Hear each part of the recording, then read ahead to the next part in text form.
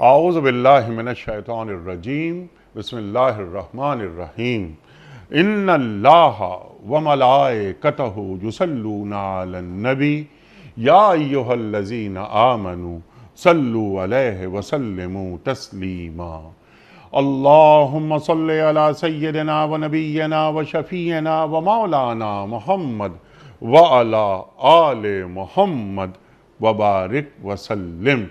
محترم خواتین و حضرات، السلام علیکم۔ پیام صبح کے ساتھ ایک بار پھر حاضر، میں ہوں آپ کا میزبان انیق احمد۔ جمعہ اور ہفتہ سوال و جواب کے لیے یہ 2 دن ہم نے رکھے ہوئے ہیں، آپ اور ہم جانتے ہیں۔ ان 2 دنوں میں ہم کیا کرتے ہیں کہ آپ کی جانب سے آئے ہوئے سوالات اپنے عہد کے ایک جید مفتی صاحب کی خدمت میں پیش کرتے ہیں، اور مفتی صاحب عطا کرتے ہیں ان سوالوں کے شافی جوابات قرآن و سنت کی روشنی میں۔ خواتین و حضرات، پیر، منگل، بدھ اور جمعرات، ان 4 دنوں میں ہم قرآن کریم کی مختلف آیات پر بات کرواتے ہیں اپنے معزز مہمانوں سے۔ قرآن کریم کو سیکھنے کی کوشش ہے، قرآن کریم سے قربت حاصل کرنے کی کوشش ہے۔ آج ہم اپنے سوالات جس جید شخصیت کے سامنے رکھیں گے، خواتین و حضرات، یہ ایک نوجوان عالم دین ہیں۔ ان سے میں متاثر اس لیے ہوں، اور ہم سب متاثر ہیں ان سے، اور ان میں کہیں کہیں یعنی میں بھی ہوں، کہ یہ ایک دنیا کو قریب سے دیکھتے ہیں۔ آج کے جدید مسائل پر گہری نگاہ ہے ان کی۔ محترم مفتی احمد عفنان صاحب۔ پروگرام کا آغاز کرتے ہیں اللہ تعالیٰ کے بابرکت نام سے، سورہ مزمل اور آیات 8 اور 9۔ اعوذ باللہ من الشیطان الرجیم بسم اللہ الرحمن الرحیم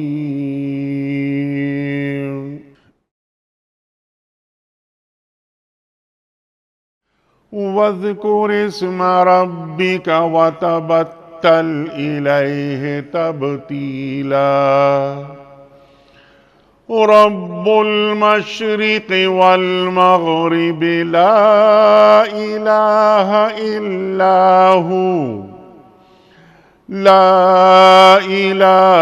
إِلَّا هُوَ فَاتَّخِذْهُ وَكِيلًا۔ صدق اللہ العظیم۔ اپنے رب کے نام کا ذکر کیا کیجئے اور سب سے کٹ کر اسی کے ہو جائیے۔ وہ مشرق و مغرب کا مالک ہے، اس کے سوا کوئی خدا نہیں ہے، لہٰذا اسی کو اپنا وکیل بنا لیجئے۔ صدق اللہ العظیم۔ محترم مفتی احمد عفنان صاحب کی خدمت میں آج کے پروگرام کے حوالے سے پہلا سوال شبانہ مختار صاحبہ کا ہے۔ سمپل سوال ہے کہ اگر لڑکا امریکہ میں ہے اور لڑکی پاکستان میں ہے تو آن لائن شادی کس طرح ہوگی؟ کتنے وکیل اور کتنے گواہ ضروری ہوں گے؟ اس کا طریقہ کار کیا ہوگا؟ اس میں جو محتاط طریقہ ہے نا، جو اکثر علماء جس کا کہتے ہیں، اس میں یہ ہے کہ مثلا لڑکا یا لڑکی میں سے کوئی ایک کسی کو اپنا وکیل بنا دے۔ مثلا اگر لڑکی پاکستان میں ہے اور نکاح امریکہ میں ہونا چاہ رہا ہے تو لڑکی وہاں کسی کو اپنا وکیل بنا دے، اور اس کے بعد وہ نکاح اور وہ 2 گواہوں کے اس میں کہ وہ جب لڑکی کہہ رہی ہے فون پر یا ویڈیو پر تو کسی کو بتا رہی ہے، تو 2 گواہ موجود ہوں لڑکی کی طرف یا وہاں امریکہ میں لڑکے کی طرف، جو یہ بات سن رہے ہیں کہ لڑکی نے وکیل بنا دیا۔ اب جب نکاح کی مجلس میں خطیب صاحب جو ہے وہ ایجاب و قبول کرائیں تو جیسے ہمارے ہاں ہوتا ہے کہ لڑکی کی طرف سے اس کا وکیل ایجاب و قبول کر لیتے ہیں تو نکاح ہو جائے گا، اور یا پھر یہ پاکستان میں ہو جائے، جیسے بھی ہو جائے۔ دوسرا جو طریقہ ہے کہ نکاح ہی آن لائن ہو، اس کی بھی بہت سارے عرب علماء نے گنجائش دی ہے۔ ہمارے پاکستان میں زیادہ حضرات اس کو پسند نہیں کرتے، تو وہ پہلا جو طریقہ میں نے بتایا وکیل بنانے والا اور باقاعدہ پھر مسجد میں یا مجلس میں وہ زیادہ بہتر اور محتاط ہے۔ اچھا مفتی صاحب، جیسا آپ نے فرمایا کہ 2 گواہ ہوں، اور وہ یا تو وہاں ہوں یا یہاں ہوں، یعنی امریکہ میں ہوں یا پاکستان میں، اگر 2 گواہ پاکستان میں ہوں اور 2 گواہ امریکہ میں ہوں تو یہ زیادہ بہتر نہیں؟ دیکھیں گواہ 2 قسم کے ہوتے ہیں. ایک ہوتے ہیں نکاح کے گواہ. جی. جب نکاح کی مجلس ہو رہی ہے، یاب و قبول ہو رہا ہے، جیسے ہمارے یہاں ہمارے ملکوں میں ہوتا ہے کہ لڑکی کی طرف سے وکیل ہوتا ہے مسجد میں، جی. اس وقت 2 گواہ، وہ اصل گواہ اس کو کہتے ہیں شریعت میں، جو نکاح کے گواہ ہیں. ٹھیک. باقی جو وکالت کے گواہ ہیں نا، وہ نکاح کے گواہ نہیں، وہ اس بات کے گواہ ہیں کہ ہم اس کہ لڑکی نے کسی کو اپنا وکیل بنا دیا تھا. تو اس کے لیے کوئی یہ ضروری نہیں ہے، وہ جو لڑکی کے وکیل بنانے کے گواہ ہوں وہ کہیں بھی بیٹھے ہوں 2 آدمی، وہ کافی ہو جاتا ہے. وہ کافی ہو جاتا جی ہے. ہاں جی. لیکن پاکستان میں جو عام طور پر ہوتا ہے وہ یہ کہ ایک وکیل تو ہوتا ہے، ایک وکیل کے ساتھ نکاح کے 2 گواہ جی ہاں لڑکی کی طرف سے اور 2 گواہ لڑکے کی طرف سے. یعنی میں نے عرض کیا نا، اس کا مطلب یہ ہوتا ہے کہ 2 گواہ جو ہوتے ہیں وہ لڑکی کی وکالت کے گواہ ہوتے ہیں. وہ یہ بتاتے ہیں کہ لڑکی نے فلاں کو اپنا وکیل بنا دیا. اب یہ آدمی لڑکی کی طرف سے کہتا ہے میں قبول ہے، ٹھیک ہے، تو وہ جو ہے وہ نکاح کے گواہ 2 ہی چاہیے ہوتے ہیں. اچھا 2 ہی چاہیے ہوتے ہیں. وکالت کے گواہ پھر الگ سے ہیں 2. ٹھیک. تو یہ اس کی تعبیر یہ ہے. صحیح. اچھا کلیئر. رضوان صاحب ہیں، ان کا سوال ذرا بڑا سوال ہے لیکن اچھا سوال ہے کہ مفتی صاحب یہ سچے خواب نبوت کا 46واں حصہ ہوتے ہیں، کیا یہ فرمان رسول کریم صلی اللہ علیہ وآلہ وسلم ہے؟ ان کا پہلا سوال یہ. دوسرا یہ کہ اس کی تفسیر کیا ہے، اس کی تعبیر کیا ہے؟ ارشاد. جی بہت اچھا سوال ہے. یہ حدیث ہے واقعی کہ یہ نبوت کا ایک حصہ ہے، اور اس کا مطلب یہ نہیں ہوتا کہ جس کو سچے خواب آئے وہ نبی بن گیا. اس کا مطلب ہے کہ نبی صلی اللہ علیہ وسلم کی جو صفات تھیں اور آپ کو جو مبشرات اللہ کی طرف سے آپ پر رحمتیں آتی تھیں، آپ کو ایسی چیزیں ملتی تھیں جس سے آپ کا دل مضبوط ہوتا تھا، تو یہ خواب بھی ایک ایسی چیز ہے. اب نبی، فرق یہ ہے کہ نبی کا خواب وہی ہوتا ہے، امتی کا خواب وہی نہیں ہے. لیکن خواب جو ہے اللہ کے نبی نے فرمایا یہ مبشرات ہے، اچھا خواب. آدمی کو خوشی ہو جاتی ہے کہ میرا عمل کوئی اچھا ہو رہا ہے، اللہ کی طرف سے اشارہ مل جاتا ہے، پانی نظر آ رہا ہے، باغ نظر آ رہا ہے، کھیت نظر آ رہا ہے، کوئی اچھی چیز نظر آ رہی ہے، تو اشارہ ہوتا ہے کہ آپ کا یہ عمل اچھا ہے، آپ کی رہنمائی اچھی طرف ہو رہی ہے، استخارے میں اچھا آ رہا ہے. تو یہ ایک اچھی بات ہوتی ہے. تو لہٰذا اس کا مطلب یہ حدیث بھی صحیح ہے، اور اس کا معاملہ مطلب یہ ہے جو میں نے عرض کر دیا کہ یہ آنا ہے. اب رہی بات سچے خواب کیسے آتے ہیں، تو سچے خواب آنے کی 1-2 علامتیں میں عرض کر دوں. ایک تو گناہوں سے جتنا دل صاف ہوتا ہے نا، اتنے خواب سچے آتے ہیں.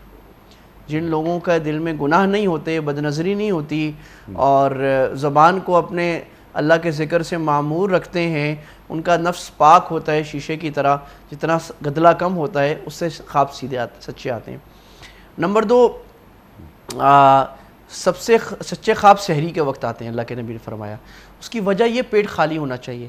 اگر معدہ بھرا ہوا ہو تو وہ جو ماہرین ہیں وہ کہتے ہیں گیس چڑھتی ہے معدے کے اور آدمی کے دماغ میں عجیب عجیب طرح کے خیال اور خواب آتے ہیں، تو یہ سمجھتا ہے کہ مجھے سچے خواب آ رہے ہیں. وہ معدہ خالی ہونا ضروری ہے.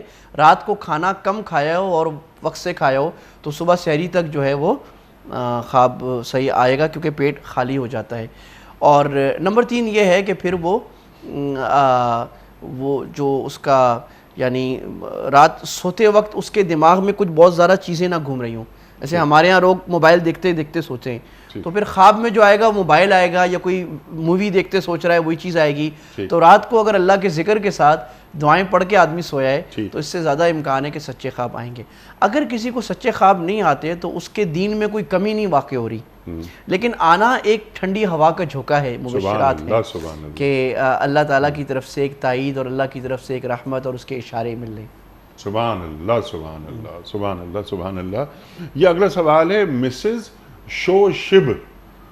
اب یہ مسز شوشب ہیں پشاور سے، یہ ہمارے پروگرام کی ریگولر ویور ہیں. بڑے کمنٹس آتے ہیں ان کے، اور ماشاءاللہ بہت پڑھی لکھی خاتون ہیں، ان کے کمنٹ سے اندازہ ہوتا ہے. سوال رکھا ہے انہوں نے آپ کی خدمت میں. وہ کہہ رہی ہیں، پوچھ رہی ہیں آپ سے کہ مفتی صاحب میرے پاؤں میں گلٹی ہو گئی تھی، آپریشن ہوا، اس کا نتیجہ یہ ہوا کہ اب میں سجدہ نہیں کر سکتی، قیام ہو جاتا ہے، رکوع ہو جاتا ہے، سجدہ کرتے ہوئے شدید تکلیف ہوتی ہے. مجھے کچھ لوگوں نے کہا ہے کہ اگر آپ سجدہ نہیں کر سکتی تو پھر پوری نماز کرسی پر بیٹھ کر پڑھیں، قیام اور رکوع بھی نہ کریں. کیا یہ بات درست ہے؟ ہاں نہیں، اس بات میں تھوڑی سی کریکشن ہے. بات یہ ہے کہ اگر کوئی سجدہ زمین پر نہیں کر سکتا، اس پر قیام فرض نہیں ہے. قیام فرض نہیں ہے. اگر وہ نہیں کرے گا تو نماز ہو جائے گی بیٹھ کر اگر نماز پڑھے. لیکن اس کا مطلب یہ نہیں کہ قیام منع ہے اس پر. جی ہاں. اگر وہ کر سکتی ہیں قیام تو قیام کریں بے شک, اور رکوع بھی کریں, اور اس کے بعد جب سجدے میں جانا ہو تو کرسی پر بیٹھ کے سجدہ کر لیں, تو اس میں کوئی ممانعت نہیں ہے. اور یہی کر رہی ہیں وہ. ہاں بس یہی صحیح ہے. تو کچھ لوگوں نے اعتراض کیا ان پر, تو انہوں نے کہا کہ میں آپ سے اصل میں ایک موٹی بات یاد رکھیں, جو فقہی مسئلے ہیں نا یہ سارے قرآن حدیث میں کوئی کلیئر نہیں ہے. یہ فقہاء اور علماء کی رائے آراء ہیں, اور بڑی وقیع اور بڑے دلائل پر مبنی آراء ہیں, لیکن ان آراء میں اختلاف بھی ہے. تو ان میں ہم یہ نہیں کہہ سکتے کہ اگر کسی ایک کی رائے ہے تو ہم کہیں بھائی یہی صحیح ہے دوسرے کی رائے غلط ہے. فقہی مسئلے میں صحیح غلط نہیں کہنا چاہیے آرام سے. یہ بڑی سوچنے کی اور یہ بڑی غلطی ہے ہمارے معاشرے پہ.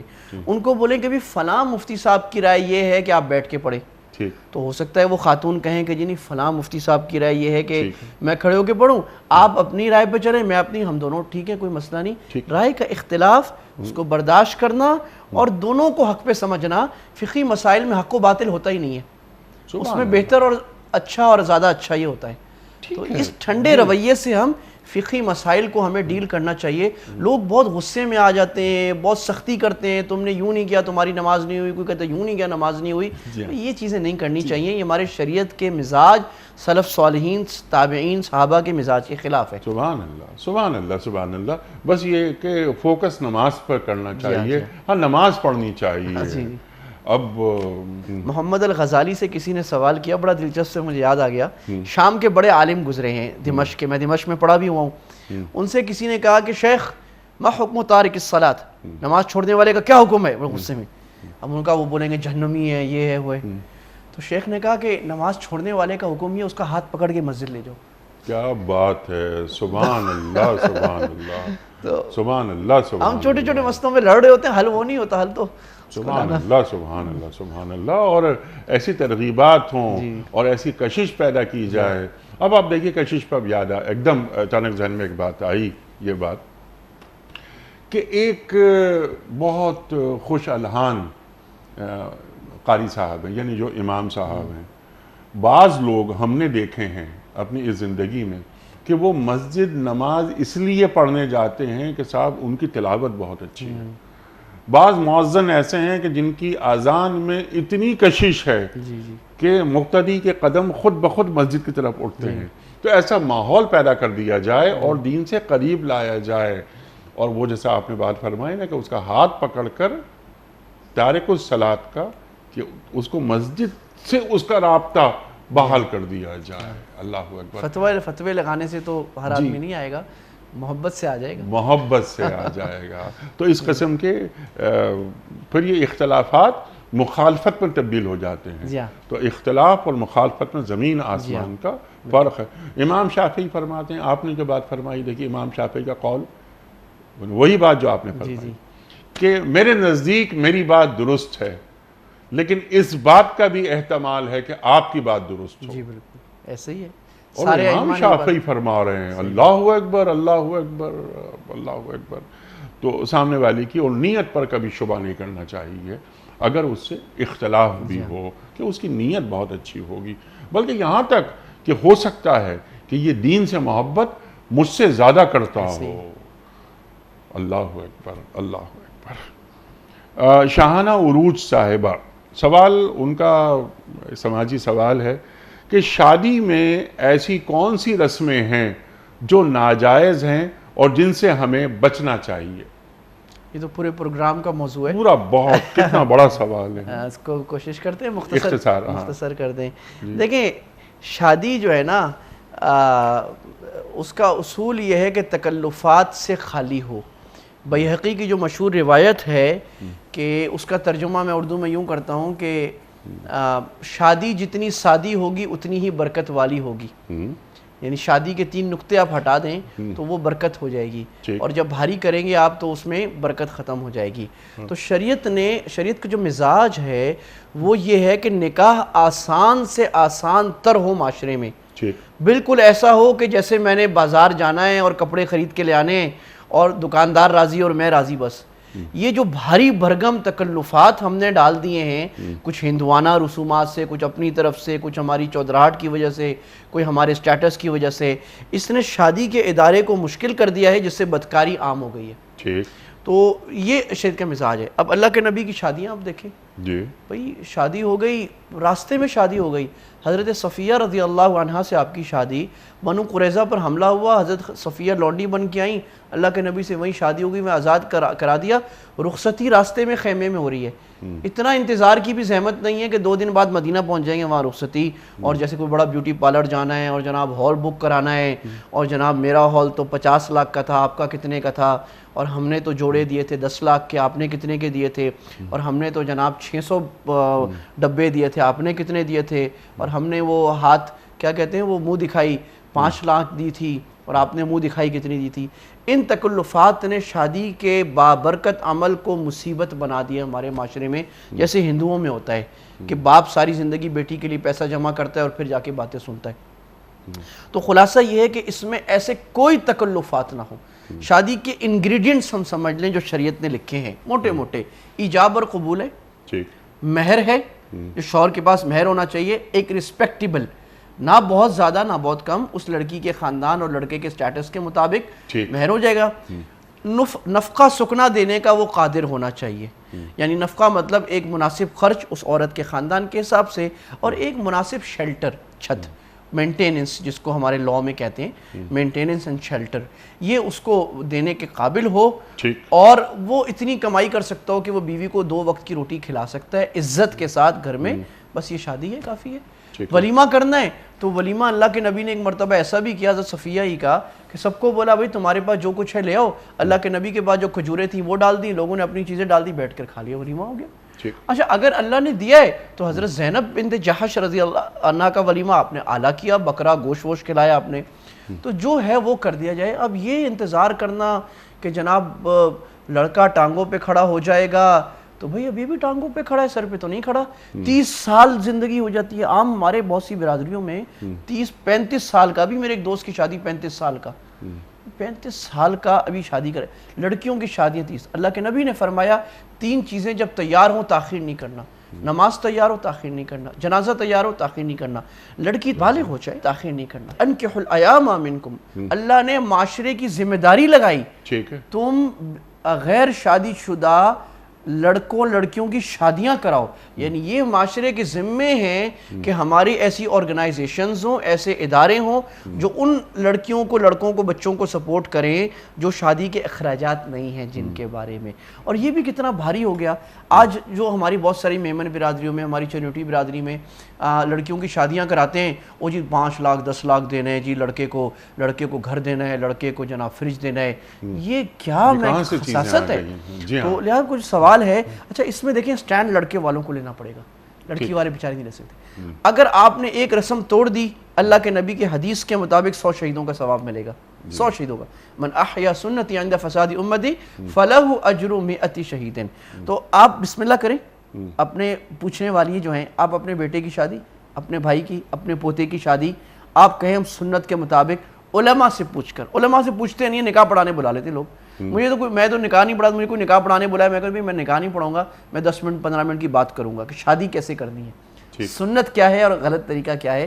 تو اس کا ہم خیال کر لیں تو ہماری شادیوں میں برکتوں کی کہکشاں کھل جائے گی انشاءاللہ، اور محبت اور مودت بکھر جائے گی.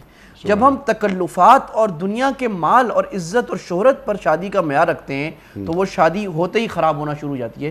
کیونکہ شوہر اور بیوی تو سمجھ رہے ہوتے ہیں کہ ہم نے کوئی، بیوی شوہر کو ATM مشین سمجھ رہا ہوتا ہے، شوہر سمجھ رہا ہوتا ہے مجھے سسرال سے مال ملے گا. یہ دونوں ہوس کی نگاہ سے دیکھ رہے ہوتے ہیں، وہ آپس کا تعلق محبت تو ثانوی ہو جاتی ہے.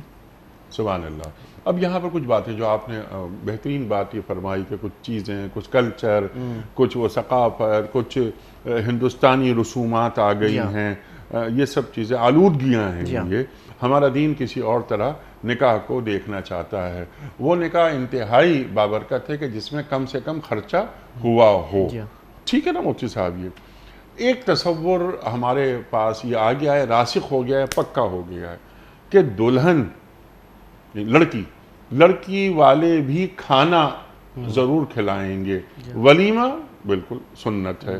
لیکن یہ لڑکی والوں کی طرف سے کھانا، کیا یہ دین اس تعلق سے یہ حکم دیتا ہے، یا دین پسندیدہ نظروں سے دیکھتا ہے کہ بیٹی کی شادی ہو رہی ہے اور باپ بیٹی کی رخصتی کے وقت بھی کھانا کھلا رہا ہے؟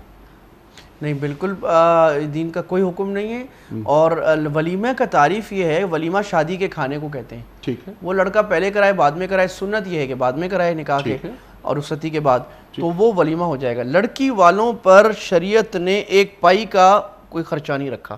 جی ہاں. اگر لڑکی والے، لڑکی کا باپ اپنی خوشی سے لڑکی کو دے رہے تو دے. لیکن یہ جو رسم ہو گیا ہے کہ شادی کے موقع پر اچھا ہوتا کیا ہے آج کل، میں تو بچپن سے دیکھ رہا ہوں، نکاح کی دعوت میں 1000 آدمی، ولیمے کی دعوت میں 300 آدمی. تھوڑے سے، حالانکہ ولیمے کی دعوت میں زیادہ نہیں، نکاح کی دعوت میں زیادہ سے زیادہ لڑکی والے اپنے ان قریبی رشتہ داروں کو بلا لیں جس میں وہ لڑکے کی دعوت کو نہیں بلا سکتے بس. اور وہ بھی لازم نہ ہو، مرضی تو کر لیں، مرضی نہ کریں. شریعت نے نہیں رکھا. اس رسم کو توڑنے کے لیے بھی کچھ لوگوں کو یہ اسٹینڈ لینا پڑے گا کہ جناب ہم لڑکی والوں سے کھانا نہیں کھائیں گے. وہ بولے ہمیں کھلانا ہے، ان کو بولے دیکھو بھائی آپ کی بیٹی ہے، آپ مہینے بعد کھلا دینا ہمیں، مہینے بعد تحفے دے دینا لڑکی کو، ابھی ہم نہیں لیں گے کیونکہ رسم توڑنی ہے. رسم توڑنے کے لیے تھوڑی سی محنت کرنی پڑتی ہے. تو ناجائز بھی نہیں ہے، لیکن اس کو لازم سمجھنا غلط ہے. اور یہ شریعت کے اصولوں کے مطابق مطلب ایک کوئی بہت پسندیدہ چیز نہیں ہے. پسندیدہ چیز نہیں ہے. اور یہ کہ بیٹی کے گھر والوں کا کھانا کھلانا اس کی کوئی دین میں، خاص طور پہ لڑکے اور لڑکے کے سارے خاندانوں کو کھلایا جا رہا ہے اور بار بار کھلایا جا رہا ہے. آج پتہ نہیں کون سا ڈے، آج کون سا ڈے، کون سا ڈے. وہ تو الگ بات ہے مفتی صاحب. رخصتی کے وقت، رخصتی کے وقت، شادی کا دن، نکاح کا دن، اس دن کھانا کیوں ہوتا ہے لڑکی والوں کی طرف سے؟ کیوں؟ تو لڑکے کی طرف سے ہونا چاہیے. جی ہاں. تو ایک اچھا، اس میں 2-3 باتیں میں مزید آپ کی خدمت میں سوال رکھنا چاہتا ہوں کہ یہ جو دلہن کا لباس ہے جو صرف وہ شادی کے دن پہنے گی، ایک ہی دن زندگی میں، وہ 20 لاکھ کا ہے. جی بالکل. تو یہ 20 لاکھ کا لباس یہ کیا ہو رہا ہے؟ اور ایک معاشرتی طبقات وہ آپ پیدا کر رہے ہیں. 20 لاکھ میں تو کئی شادیاں ہو جائیں صرف ایک لباس میں. ہم یہ دیکھتے ہیں، اور جو ہمارے بڑے ہیں جو یعنی اہل ثروت ہیں اس معاشرے کے، وہ دھڑا دھڑ پیسے خرچ کرتے ہیں. آج یہاں کراچی میں یہ جو پر ہیڈ خرچہ ہے وہ شادی کا یا ولیمے کا، وہ 5000 روپے پر ہیڈ ہے جو کیٹررز طلب کرتے ہیں. ایک عام ہے یہ 6000 بھی ہے، لیکن یہ 5000 یہ کم سے کم ہے. یہ تو یہ 5000 ایک مہمان کے لیے میں پے kar رہا ہوں، اور میرے اگر 500 مہمان ہیں، کم سے کم 500 تو ہوتے ہی ہیں نا. تو آپ یہ دیکھیے کہ یعنی ایک اتنا مہنگا کر لیا ہے میں نے شادی کا یہ عمل. یہ 10 جوڑے بن رہے ہیں کہ اس دن میں یہ پہنوں گا یا اس دن میں یہ پہنوں گی. ڈھولکی میں کیا ہوگا، مہندیاں، اللہ اکبر، شادی، ولیمہ، چوتھی کی رسم، شادی کے بعد کے جو فنکشنز ہیں. اب ایک جوڑا ریپیٹ نہیں ہوگا، نیا جوڑا آئے گا تاکہ مجھے دکھانا ہے لوگوں کو کہ میرے پاس کتنے سارے جوڑے ہیں. یہ وہ ہمارے جو اندر کے معاشرتی گند ہے نا، جی، وہ نکل کے آ رہے ہیں. ریا، دکھاوا اور احساس کمتری. جی ہاں، وہ سارا نکل کے باہر. ہم سمجھ رہے ہیں ہم لوگوں کو دکھا کر بڑے آدمی بن جائیں گے. بڑے آدمی کی تعریف جو بڑی شادی کر لے. اور ہم نے یہ سمجھ لیا کہ یہ ہم ریڈ ڈے، بلو ڈے، مائیاں، مہندی ایک دن یہ ایک دن کرنے سے خوشیاں آ جائیں گی. حالانکہ اس سے تو خوشیاں برباد ہو جاتی ہیں. خوشی تو اللہ کی یاد سے آتی ہے. خوشی تو محبت کے تعلق بے تکلفی سے آتی ہے. اللہ اکبر، اللہ اکبر. خوشی اللہ کی یاد سے آتی ہے. الا بذکر اللہ تطمئن القلوب. سبحان اللہ. سکون ملتا ہے اللہ کے ذکر سے دل کو. سبحان اللہ. تو یہ چیزیں نہیں ہونی چاہیے. اور ایک اور بڑی عجیب سی بات ہے کہ بہت سے گھروں میں یہ شادی کی تقریبات کا جو آغاز ہوتا ہے وہ قرآن خوانی سے ہو رہا ہے، ذکر سے ہو رہا ہے، ایک عالم دین کو بلایا جا رہا ہے کہ برکت ہو جائے گی. اس کے بعد جو خرافات کا سلسلہ شروع ہوتا ہے، یہ بھی ایک عجیب معاملہ ہے. یعنی ایک بالکل ایک جسے کہیں کہ کھلا تضاد ہے. کچھ سوالات آپ کی خدمت میں ویڈیو کوئسچنز وہ رکھتے ہیں، پھر کچھ سوالات یہاں سے رکھیں گے. جناب پہلا سوال مفتی صاحب کے لیے ویڈیو کوئسچن.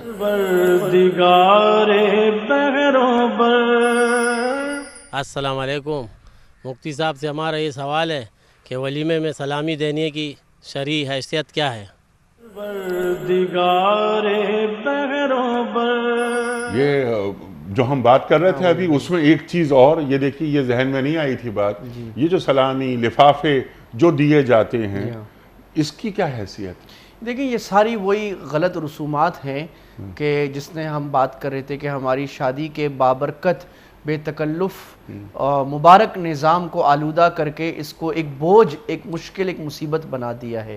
اب یہ جو سلامی ہوتی ہے یہ نیوتیا کے طور پر بھی ہوتی ہے کہ جناب وہ آپ میرے خاندان کی شادی پہ آئے ہیں تو آپ نے 1000 دیا ہے، میں نے وہ لکھا ہے اور وہ سارا لکھتے گئے اور آپ نے بھی لکھا ہے، اور اس کے بعد جب آپ کی شادی پہ آئیں گے تو آپ وہ نکالیں گے کہ میں نے تو 1000 دیا تھا، اچھا انہوں نے 500 دیا ہے، تو آپ بولیں گے بھئی آپ نے 500 کیوں دیا؟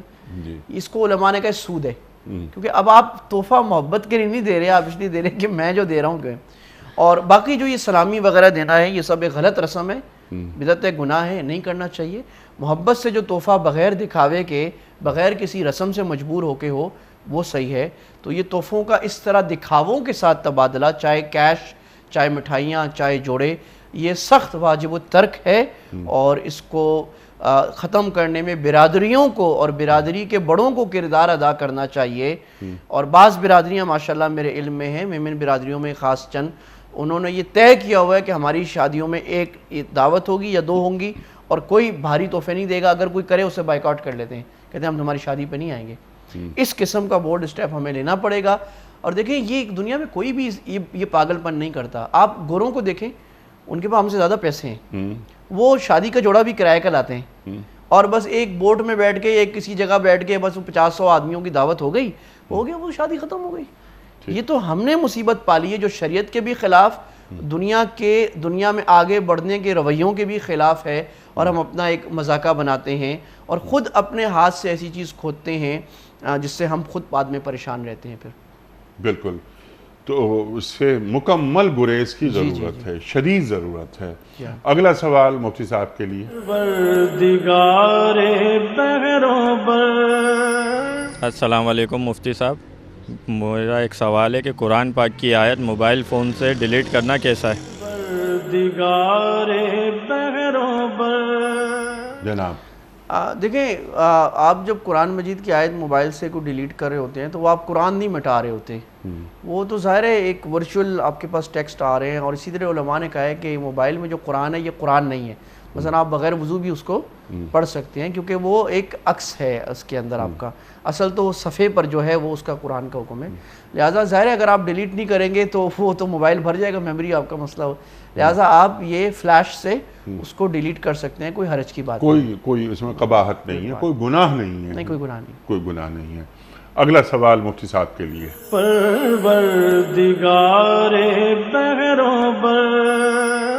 السلام علیکم ورحمۃ اللہ وبرکاتہ۔ مجھے یہ معلوم کرنا ہے، ہم نماز پڑھتے ہیں 4 فرض وغیرہ، ہم جیسے کچھ بھی نماز پڑھتے ہیں تو 2 سجدوں کے درمیان میں، اس درمیان میں کچھ پڑھنا کہیں سے ثابت ہے یا نہیں؟ رہنمائی فرما دیں، جزاکم اللہ خیرہ و احسن جزا۔ جناب والا۔ اچھا دیکھیں یہ جو ماشاءاللہ بڑا اچھا سوال ہے، بعض نماز کے رکوع سجدے میں اور قعدے میں ایسی دعائیں ہیں جو مسنون ہیں، یعنی مستحب ہیں، آپ پڑھیں تو بہت ثواب اور 4 چاند لگ جائیں گے نماز کو، اور نہ پڑھیں تو کوئی گناہ نہیں ہے اسی میں۔ تو ویسے 2 سجدوں کے درمیان کوئی پڑھنا ضروری نہیں ہے، فرض واجب نہیں ہے، لیکن ایک دعا ہے، اللہم اغفر لی واہدنی وعافنی وارزقنی واجبرنی وارفعنی، بڑی پیاری دعا ہے، اللہ میری مغفرت فرما، اللہ مجھے ہدایت دے، اللہ میرے گناہوں کو ختم کر دے، اور اللہ مجھے عافیت عطا فرما۔ اسی طرح سجدے میں بھی دعا، اللہم اغفر لی ذنبی کلہ دقہ وجلہ وأولہ وآخرہ وعلانیتہ وسرہ، یعنی سبحان رب الاعلیٰ پڑھنے کے بعد اللہ میرے چھوٹے بڑے سارے گناہ معاف فرما۔ تو یہ دعائیں ہر نماز کی کتاب میں لکھی ہوئی ہیں، آپ انٹرنیٹ پر سرچ کر لیں، آپ کو یہ مل جائیں گی۔ ان دعاؤں کا یاد کرنا اور پڑھنا بہت بابرکت ہے، اور اس سے نماز میں جو توجہ اور خشوع ہے اس میں اضافہ ہوتا ہے۔ سبحان اللہ سبحان اللہ سبحان اللہ۔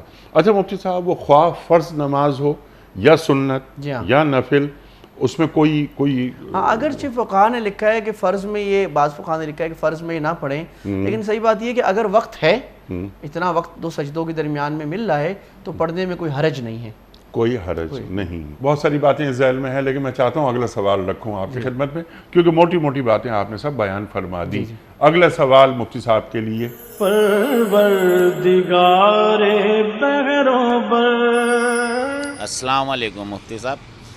اگر زکوٰۃ اپنا جیسے کہ گورنمنٹ اگر جمع نہیں کر رہی تو ہم اپنے طور پہ اگر زکوٰۃ جمع کر کے اپنے علاقے کے جو غریب لوگ ہیں ان میں تقسیم کر دیں تو یہ جائز ہے؟ پروردگار بحروں بر. بہت اچھا سوال ہے. جی بہت اچھا سوال ہے. اصل میں ان کی بات صحیح ہے کہ زکوٰۃ کا اصل جو نظام تھا, جو آئیڈیل نظام, وہ یہ تھا کہ حکومت وقت, اسلامی حکومت, وہ لوگوں سے زکوٰۃ, عشر اور ایسے صدقات واجبہ لے گی اور پھر وہ ایک بڑے زبردست, بڑے اسمارٹ مینجمنٹ سسٹم کے تحت جہاں بھی غریب ہیں, جہاں ہیں, وہاں ایلوکیٹ کر کے تقسیم کرے گی. یعنی جس طرح یہ جو اکنامکس میں ہم کہتے ہیں نا ایلوکیشن آف ریسورسز, تو ایلوکیشن آف ریسورسز اکنامک کا وہ فنکشن ہے اکنامکس کا جو گورنمنٹ کرتی ہے. تو یہ کیونکہ شریعت میں سب سے بابرکت چیز اور لوگوں کو فائدہ پہنچانے والی چیز وہ زکوٰۃ, عشر, صدقات ہیں, حکومت کے ذمہ لکھا ہے.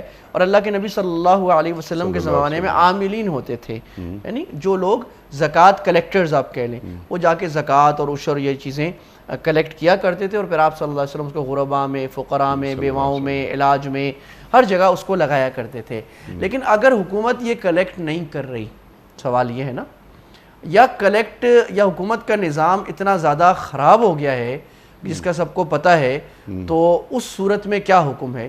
تو اس صورت میں حکم یہ ہے کہ زکوٰۃ اصل میں جو فرض ہے وہ فرد پر ہے. جیسے نماز ہے, نماز کی آئیڈیل صورت کیا ہے جناب کہ آپ مسجد میں پڑھیں, لیکن اگر مسجد میسر نہیں ہے یا مسجد میں آپ نہیں جا سک رہے کسی وجہ سے, تو اس کا یہ مطلب تو نہیں کہ نماز ہی ختم ہو گئی. آپ کو انفرادی تو پڑھنی کیونکہ فرض تو فرد پر ہے. زکوٰۃ بھی فرد کے مال پر, میرے مال پر فرض ہے. تو اگر وہ نہیں ہے تو مجھے اپنے طور پر اچھے سے اچھا مصرف دیکھ کر اس کا, جو قرآن نے 7 مصارف بیان کی, 8 مصارف, ان میں سے کسی مصرف پر, کسی اچھی جگہ پر مجھے کرنا ہے. بہتر یہ کہ میں دیکھوں کہ میرے اپنے علاقے, اپنے شہر میں اس کی ضرورت پوری ہو جائے, لیکن اپنے شہر سے باہر اگر مجھے زیادہ اہم ضرورت پیش آ رہی ہے تو وہاں بھی پھر میں زکوٰۃ بھیج سکتا ہوں. سبحان اللہ, سبحان اللہ.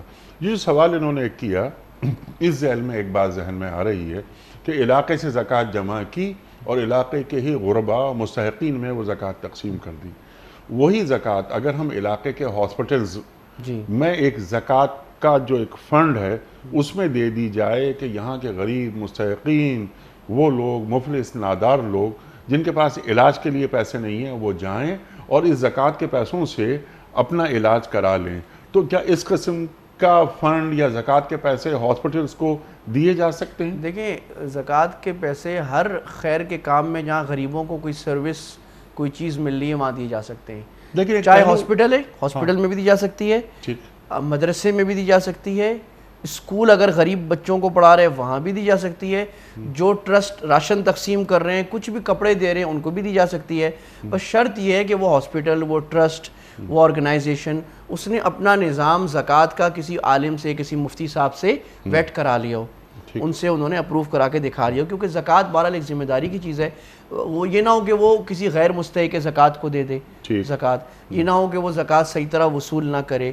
تو زکوٰۃ کا اس کا اکاؤنٹ الگ ہو اور اس کے ایس او پیز یا اس کے اصول و قواعد. ابھی بہت سارے ہمارے مفتیان کرام ہیں جو ماشاءاللہ جتنے اچھے بڑے ہاسپٹل ہیں ہمارے کراچی کے مثلا, ان سب نے اپنا نظام زکوٰۃ کسی مفتی صاحب سے صحیح اپروو کرائے ہوئے ماشاءاللہ, اکثر دے. ہاں تو ماشاءاللہ وہ اچھا ہے, تو آپ وہاں زکوٰۃ دے بھی سکتے ہیں. اور وہ لوگ زکوٰۃ کے تحت ہی ایک بڑے اصول ضوابط کے تحت مریضوں پر زکوٰۃ خرچ کرتے ہیں, اور یہ جائز ہے. سبحان اللہ, سبحان اللہ, سبحان اللہ, سبحان اللہ. علاقے ایک ہسپتال میں بھی دیکھتا ہوں اور میں بھی ان کا شریعہ گائیڈ لائن ان کی زکوٰۃ کی بناتے ہیں, اور ہم سال میں 2 دفعہ آڈٹ کرتے ہیں اور ایک سرپرائز آڈٹ بھی کرتے ہیں. اچھا, ماشاءاللہ, ماشاءاللہ. تاکہ علاقے کے جو مسائل ہیں وہ دور کیے جائیں اور علاقے کے غریب, فقیر, مسکین, مفلس لوگوں کا بھی علاج ہو سکے اور فوراً چلے جائیں, علاج ان کا ہو جائے. بہت سارے افراد یہ جو بھاری بھاری فیسیں ہوتی ہیں, ہاسپٹل کے اخراجات وہ پورے نہیں کر پاتے, ہے نا. ایک کام یہ بھی ہونا چاہیے. جس طرح جو ہوٹلز ہیں, یہ گلی محلے کے جو ہوٹلز ہیں, ایک آدمی جاتا ہے, کھانا کھاتا ہے اور وہ 150, 200, 300 روپے میں کھانا کھا کے آ جاتا ہے, تو چلتے ہوئے وہ ایک آدمی کے کھانے کے پیسے بھی جی وہ ہاں۔ دے دے ہوٹل والے کو جی جی کہ جناب والا کوئی بھوکا آئے تو اس کو یہ کھلا دیجیے، تاکہ احساس ہو کہ ہاں ہمیں معاشرتی ذمہ داری بھی ہے ہماری کہ ہمارے معاشرے سے یہ بھوک، غربت، افلاس، جہالت یہ سب چیزیں دور ہو جائیں۔ اگلا سوال مفتی صاحب آپ کی خدمت میں۔ جی السلام علیکم، میرا نام کامران ہے۔ مجھے سوال یہ کرنا تھا کہ اگر میں کسی سے غصے میں بات کرتا ہوں تو خالی معافی مانگنا کافی ہے یا اس کا کفارہ دینا بھی لازمی ہوگا؟ یہ بتائیے۔ کفارہ نہیں، کفارہ تو نہیں ہے۔ اگر آپ نے کسی کو برا بھلا کہا ہے، کسی کی دل آزاری کی ہے، اور ایک مسلمان کیا کسی انسان، کسی جانور کی دل آزاری بھی منع ہے اچھا، شریعت میں، جانور کی بھی؟ جانور کی بھی۔ اللہ کے اللہ نبی صلی اکبر اللہ علیہ وسلم کے صلی اللہ پاس علیہ وسلم۔ ایک اونٹ کو دیکھا، آپ نے کہا اس اونٹ کا مالک کون ہے؟ تو کہا جی فلاں۔ کہا یہ اونٹ مجھے شکایت کر رہے تمہاری کہ تم اس کو کھانا کم کھلاتے ہو اور بہت زیادہ لاتے ہو، اس کا خیال کرو۔ تو یہ رحمت للعالمین ایسے تو نہیں کہا گیا کہ اللہ کے نبی مسلمان، غیر مسلموں، جانوروں سب کے لیے رحمت بن کے آئے، اور آپ نے سب کے حقوق بتائے۔ کسی انسان، وَلَقَدْ كَرَّمْنَا بَنِي آدم، کسی انسان کی دل آزاری بھی منع ہے، اس کو دل تانا دینا، کوئی ایسا کمنٹ پاس کرنا جو آپ اپنے لیے پسند نہیں کرتے، وہ آپ اس کو بات کہیں، اس کو ہاتھ سے مارنا، زبان سے تکلیف دینا، یہ حرام ہے غصے میں اگر آپ نے کر دیا۔ بہرحال اگر آپ نے کر دیا تو جیسے ابھی ہم نے پیچھے ایک سوال میں بات کی تھی، اس سے معافی مانگنا ضروری ہے۔ ٹھیک ہے، وہ معافی آپ چاہے اسپیسیفک مانگ لیں، چاہے آپ بہتر ہے عمومی مانگ لیں کہ بھائی آپ سے کوئی میری غلطیاں ہو گئی ہیں تو آپ مجھے بہرحال معاف کر دیجئے، اگر میں نے آپ کو کوئی تکلیف پہنچائی ہو تو اس سے معافی مانگنا ضروری ہے۔ باقی کفارہ نہیں ہوتا، کفارہ اس وقت ہوتا ہے جب وہ خاص کوئی اسپیسیفک چیزیں ان کا کفارہ آتا ہے، قسم وغیرہ کا۔ اس میں کوئی کفارہ نہیں ہے۔ اگلا سوال۔ السلام علیکم مفتی صاحب، یہ بتائیے کہ اولاد اپنے ماں باپ کی زندگی میں ان سے حصہ کب طلب کر سکتی ہے؟ جناب اچھا جی، بات یہ ہے کہ زندگی میں اولاد والدین سے حصہ طلب نہیں کر سکتی، کیونکہ جو وراثت ہوتی ہے، وراثت کی تعریف یہ ہے کہ کسی کی وفات کے بعد ملتا ہے، تو وہ تو طلب نہیں کر سکتی۔ البتہ اگر والدین خود چاہیں یا اولاد درخواست کرے اور والدین یہ چاہیں کہ ہم زندگی میں اپنی جائیداد کا کچھ حصہ بچوں میں تقسیم کر دیں، تو ہمارے علماء نے لکھا ہے، آج کل ہمارے مفتیان فرماتے ہیں کہ یہ آج کل اچھی بات ہے۔ اس کی وجہ یہ کہ وراثت کے بعد جھگڑا ہوتا ہے بہت، جس کے ہاتھ میں پیسہ وہ لے کے بیٹھ جاتا ہے، پھر وہ کہتا ہے کہ مجھے جو ہے نا کھانچے میں بتایا تھا، ابا حضور نے رات کو ایک میرے کان میں بتایا تھا کہ سارا تمہارا ہو گیا، اور پھر وہ سارا لے کے بیٹھ جاتا ہے، اور پتہ نہیں طرح طرح کے ہیلے بہانے۔ اس لیے علماء نے فرمایا کہ بھئی اگر زندگی میں والد یہ کہے کہ چلو ابھی 30% اپنا پیسہ میں رکھتا ہوں، باقی اپنی جائیدادیں اکثر میں اپنے بیٹے و بیٹیوں میں ایک اعتدال کے ساتھ، برابری کے ساتھ تقسیم کر دیتا ہوں، تو یہ اچھی بات ہے۔ لیکن یہ پریروگیٹو ہے ماں باپ کا اپنا، اولاد کو حق نہیں کہ وہ مانگے کہ مجھے میرا حق دو۔ 18 سال کے بعد، 18 سال نہیں بلکہ بالغ ہونے کے بعد والدین کا کوئی بچوں پر ضروری نہیں ان کو خرچہ دیں، اگر وہ دیتے ہیں تو اولاد کو سمجھنا چاہیے کہ ان کی مہربانی ہے۔ سبحان اللہ، سبحان اللہ۔ لیکن مفتی صاحب یہاں پر کیا ایک مسئلہ یہ نہیں کہ اگر زندگی ہی میں والدین تقسیم کر رہے ہیں اپنی جائیداد اولاد میں، تو بیٹا ہو یا بیٹی دونوں کو ایک جگہ رکھنا پڑے گا؟ اگر 1 کروڑ روپے بیٹے کو دیے ہیں تو 1 کروڑ روپے بیٹی کو بھی دینے ہوں گے، لیکن اگر وراثت یعنی بعد از انتقال اگر تقسیم ہو رہی ہے وراثت، تو اس میں بیٹی کا حصہ آدھا ہو جاتا ہے اور بیٹے کا پورا۔ تو کیا ایسا کوئی؟ لیکن زندگی میں جو دیا جاتا ہے نا والدین، وہ ہدیہ ہے۔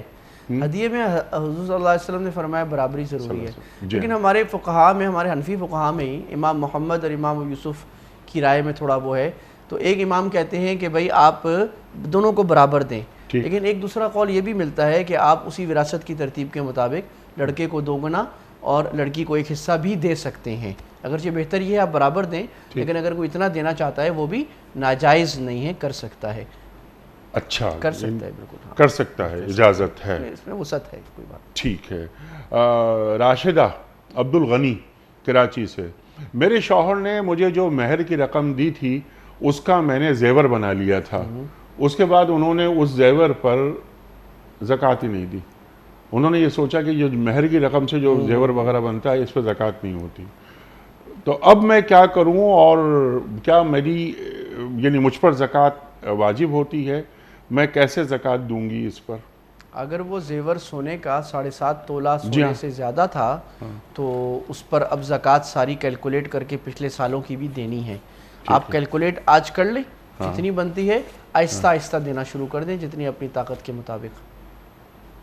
ٹھیک ہے. لیکن جو مہر کی رقم ہوتی ہے, اگر زیور نہ بھی بنائے لیکن وہ رقم رکھی بھی ہے, اگر شوہر نے 10 لاکھ روپے مثال کے طور پر وہ رقم دے دی تو وہ اس رقم پر بھی زکوٰۃ ہوتی ہے. اگر رقم رکھی ہوتی تو اس پر بھی زکوٰۃ ہوتی. اس پر زکوٰۃ ہے. تو ایسا نہیں کہ مہر کی رقم وہ ایگزمپٹڈ ہو گئی, ایسا نہیں ہے. اچھا مفتی صاحب, ایک اور سوال وہ آیا تھا ٹیلی فون پہ ہمارے پاس کہ زکوٰۃ دینی تھی مجھے, فرض کیجئے 5 لاکھ, لیکن زکوٰۃ میں نے دے دی 7 لاکھ, کیونکہ میرے اکاؤنٹنٹ نے مجھے جو بتائی تھی فگر اس سے غلطی ہو گئی تھی, تو میں نے اس پر 7 لاکھ دے دی. تو یہ 2 لاکھ زیادہ زکوٰۃ دے دی ہے, یہ اگلے سال کے اکاؤنٹس میں شامل ہو سکتی ہے؟ ہاں بالکل ہو سکتا ہے, کیری فارورڈ ہو سکتی ہے, کیونکہ آپ نے زکوٰۃ کی نیت سے پیسہ دیا اور آپ نے حساب کیا 5 لاکھ ہے, تو وہ 2 لاکھ آپ کی اگلے سال کی زکوٰۃ ہو گئی, پھر آپ اس کا اگلے سال حساب کر لیں. اگلے سال حساب کر لیں گے اس کا. سبحان اللہ. نگہت صاحبہ کا سوال یہ ہے کہ شوہر پر بیوی کا نان نفقہ اور اخراجات فرض ہیں, اس نان نفقے میں کیا کیا چیزیں شامل ہیں؟ نان بھی شامل ہے اور نفقہ بھی شامل ہے. جی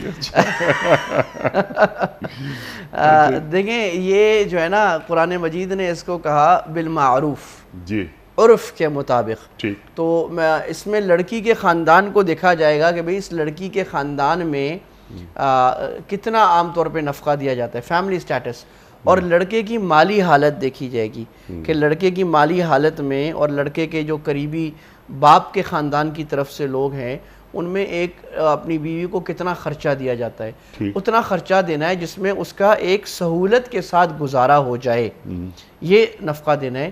اچھا یہ, اور اس میں کھانا پینا بھی شامل ہے, اور اس میں جو سکنا ہے نفقے کی سکنا, ایک چھت دینا, یعنی ایک ایسا گھر دینا اس کو جس میں کسی اور کی دخل اندازی نہ ہو. اگر جوائنٹ فیملی میں رہتے ہیں اور اگر وہ لڑکی کمفرٹیبل ہے تو ٹھیک ہے, لیکن اگر وہ کہتی ہے مجھے الگ ہونا چاہتی ہوں تو شوہر کے ذمہ ہوگا کہ کم از کم اس کا پورشن الگ کرے اسی گھر میں, کہ وہ لڑکی کا کچن اور اس کا اپنا ایک پورشن کا ایریا الگ ہو جس میں کسی اور کی دخل اندازی نہ ہو. یہ ہے. باقی یہ تو ہو گئی قانونی بات. شادی جو ہے قانون سے نہیں چلتی, شادی ضابطے سے نہیں چلتی, رابطے سے چلتی ہے کہ میاں بیوی اپنا سب کچھ ایک دوسرے پر نچھاور کر دیں, کہ عورت اپنی ساری اطاعت, اپنی ساری محبت, اپنی خدمت گھر میں وہ اپنے شوہر اس کے والدین کی کرے, اور شوہر جو ہے وہ اپنی بیوی پر جتنا خرچہ اپنی وسعت کے مطابق کر سکتا ہے, جو فرض واجب ہے اس سے بڑھ کر اس کو اچھے کپڑے دلوائے, اس کو اچھا کھانا کھلائے, جو اس کو اچھی خوشبو دے سکتا ہے وہ دینے کی کوشش کرے. سبحان اللہ. اچھا اس میں نان نفقے میں جو باتیں آپ نے بیان فرمائی, اس کے علاوہ کیا لباس بھی ضروری ہے؟ ظاہر ہے لباس بھی ضروری ہے. لباس, گھر کی ساری چیزیں, مثلا کمرہ ہے تو بیڈ آ جائے گا, اس کے مین پردے آ جائیں گے, کرسیاں آ جائیں گی, جو آج جو ہمارا ایک نارم ہے نا اس کے مطابق کس قسم کا ایک بنیادی گھر دینا ہے. تو جتنی بڑی فیملی ہوگی اس کے نان نفقے کا حساب اسی فیملی کے حساب سے ہوگا. ٹھیک ہے, عرف کے مطابق. اب پاکستان کے قانون میں چونکہ پاکستان کا جو فیملی لا ہے وہ تقریباً اسلام کے مطابق ہی اکثر ایک دو چیزوں کے بتا الحمدللہ. تو پاکستان کے لا میں میں چونکہ لا کا بھی طالب علم ہوں, تو اس میں مینٹیننس اینڈ شیلٹر ہے ہمارا جو مسلم پرسنل لا ہے جو انگریزوں کے وقت کا بنا ہوا ہے اس میں. اور اس میں اگر جھگڑا ہو جاتا ہے, کبھی بیوی کو یہ شکوہ ہوتا ہے کہ شوہر میرا خرچ نہیں دے رہا, تو وہ عدالت میں جاتی ہے اور عدالت پھر شوہر کے لیے نفقہ سکنا فکس کرتا ہے. اچھا. ہاں, وہ بالکل اماؤنٹ فکس کرتا ہے کہ اتنی آپ کو دینی ہے. تو یہ بھی ایک قانونی طور پر بھی یہ چیز مسلم ہے. ٹھیک ہے, کلیئر ہو گئی بات. پروگرام کا آخری سوال یہ معروق صاحبہ کا ہے. ان کا سوال یہ ہے کہ کیا بیوی کے کہنے پر شوہر کوئی حرام کام کر سکتا ہے, جیسے چوری کی بجلی پر اے سی چل رہا ہے, شوہر کے منع کرنے پر بیوی کہے کہ اس کا گناہ میں اپنے سر لیتی ہوں, تو کیا یہ ممکن ہے؟ اس طرح کیا شوہر کے کہنے پر بیوی کوئی گناہ کا کام کر سکتی ہے؟ یہ شرعی مسئلہ بھی ہے, معاشرتی مسئلہ بھی ہے. کہ اور خطرناک مسئلہ بہت بھی ہے۔ خطرناک مسئلہ ہے، مالیاتی مسئلہ بھی ہے۔ جی ہاں معاملہ یہ ہے کہ انسان آج کل معاشرے میں لوگ جو گناہ کر رہے ہوتے ہیں جی وہ اپنی بے وقوفی میں اپنے لیے نہیں کسی اور کے لیے کر رہے ہوتے ہیں۔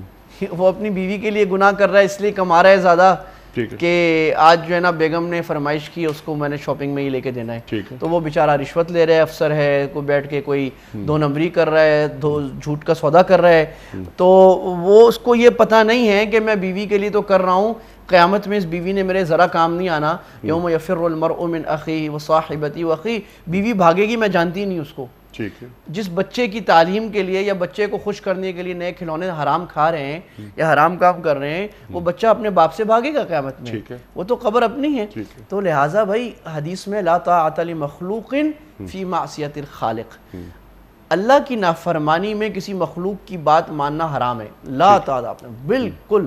یہ بات ایسی ہے کہ یعنی اللہ کے نبی اپنی بیویوں سے کیسی محبت فرماتے تھے، لیکن عائشہ فرماتی جب نماز کا وقت ہوتا تو ہمیں پہچانتے ہی نہیں تھے، جانتے ہی نہیں ہم کون ہیں۔ تو ایسے موقع پر تو بیوی کو پہچاننا ہی نہیں چاہیے تم ہو کون، ٹھیک ہے اور بیوی کو کہے کہ بھائی میں تو اپنا ہاتھ آگ میں نہیں جلا سکتا۔ ٹھیک عذاب تو شوہر کو بھی کچھ اور کروا رہے نا، کیونکہ تم اپنا گھر لے لو، اپنا لے لو، جا کے کر لو جو کرنا ہے، یہ تو میرا گھر ہے، میں تمہارے کہنے پر گناہ میں نہیں آ سکتا۔ اور یہ بات شوہروں کو اور بیوی دونوں کو پہلے دن بتا دینی چاہیے کہ بھی میں گناہ میں آپ کے ساتھی نہیں ہوں، میں گناہ میں آپ کے ساتھ نہیں ہوں گا، باقی میری محبت میرا تعلق سب رہے گا۔ وہ عالمگیر نے کہا تھا جانم جان دادم ایمان نہ دادم، جان میں تمہیں جان دی ایمان نہیں دیا۔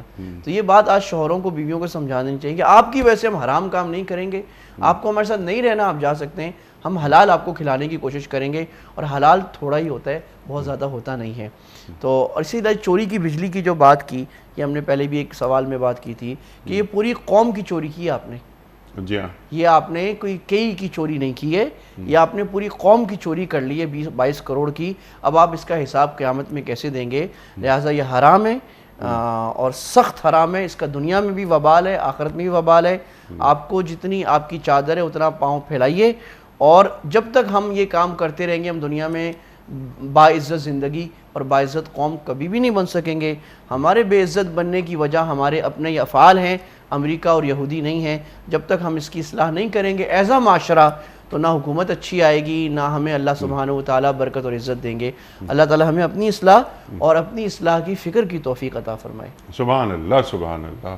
اور یہ اخلاقی پستی، اخلاقی زوال کا جو ہم شکار ہو رہے ہیں، اس کی وجہ ہے کہ ذاتی حیثیت میں ہم سب سے پہلے بد کرداری کے مرتکب ہوتے ہیں۔ اور یہ تو بڑی خطرناک بات ہے کہ میاں بیوی سے کہے کہ ہاں تم بھی چوری کرو، اور بیوی یہ کہے میاں سے کہ تم بھی چوری کرو۔ اللہ اکبر اللہ اکبر۔ گھر کے اندر حرام کیسے آیا؟ اگر خدا نہ خواستہ، بات تو الٹا ہونی چاہیے تھی کہ اگر خدا نہ خواستہ شوہر حرام لے کر آ رہا ہے گھر پر، وہ 1 لاکھ روپے لاتا ہے ہر مہینے، لیکن یہ 3 لاکھ روپے آنے لگے، تو بیوی یہ پوچھے کہ یہ 3 لاکھ کیسے آ رہے ہیں گھر میں، کہیں حرام تو نہیں آ رہا، میں اپنے بچوں کے پیٹ میں حرام نہیں ڈالوں گی۔ اور یہی کام ماں کو کرنا چاہیے، یہی کام اس گھر میں رہنے والی بہن کو بھی کرنا چاہیے، اور بہن کھڑی ہو جائے بھائی کے سامنے کہ اس گھر میں آپ ہمیں حرام کھلا رہے ہیں، چہ جائے کہ اللہ اکبر، کہ یہ کہا جائے کہ ہاں چوری کی بجلی اور بد کرداری وغیرہ وغیرہ۔ اللہ اکبر اللہ اکبر، یعنی نوبت بہیں جا رسید۔ استغفر اللہ استغفر اللہ استغفر اللہ۔ مفتی صاحب آپ کا بڑا ممنون، بڑا شکر گزار، آپ تشریف لائے۔ خواتین و حضرات، ہمارے علماء کو اللہ سلامت رکھے، تشریف لاتے ہیں، ہمیں دین سے قریب کر دیتے ہیں، ہماری علمی کمی کو دور فرما دیتے ہیں۔ آج ہمیں کس طرح وقار کے ساتھ جینا ہے، جو ہمارا دین ہمیں تعلیم کر رہا ہے، وہ بتاتے ہیں ہمیں کہ اللہ اور اللہ کے رسول صلی اللہ علیہ وآلہ وسلم ہمیں کہاں دیکھنا چاہتے ہیں اور ہمیں کیسا دیکھنا چاہتے ہیں۔